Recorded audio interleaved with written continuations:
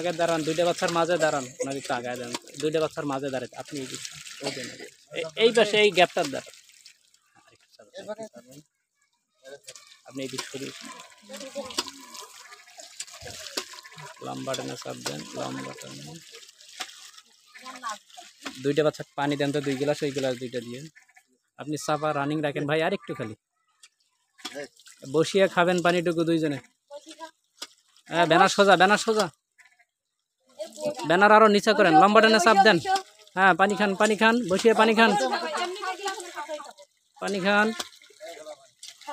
হাসাহাসি করবেন না, পানি খান, লম্বা টেনে চাপ দেন ভাই।